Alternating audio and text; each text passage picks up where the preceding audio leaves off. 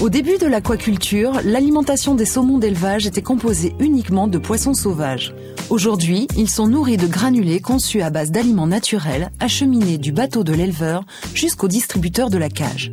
Ces granulés, appelés pellets, mixent tous les éléments nécessaires à la santé et au bien-être des saumons.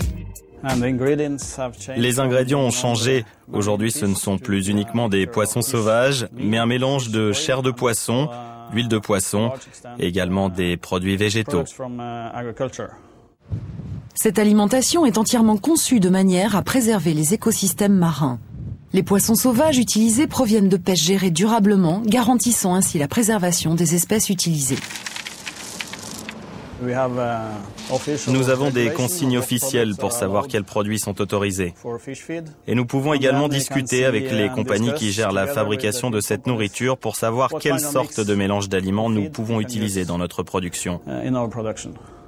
Toute la filière se mobilise pour réduire la dépendance vis-à-vis des ressources de poissons sauvages. En 1990, il fallait environ 4 kg de poissons sauvages pour produire 1 kg de saumon. Aujourd'hui, seulement 2,5 kg sont nécessaires. Il faut noter qu'à l'état sauvage, un saumon peut consommer jusqu'à 10 kg de poisson pour ne grossir que d'1 kg.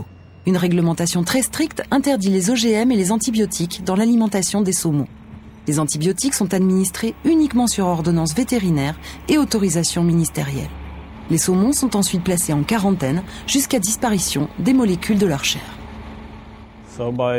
Nous avons de la nourriture de très haute qualité, adaptée à la physiologie des poissons, ce qui nous permet d'obtenir une production de saumon vraiment efficace et économique.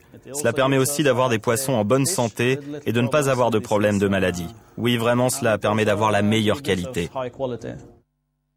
La nourriture est un des coûts les plus élevés dans l'élevage de saumon. Elle représente plus de 50% des dépenses de production. L'enjeu aujourd'hui est d'optimiser les ressources pour réduire les coûts, tout en continuant de produire des poissons de qualité. Notre nouveau défi est bien sûr de réussir à nourrir au mieux cette production croissante. Mais dans le futur, nous devrons trouver de nouvelles ressources de nourriture.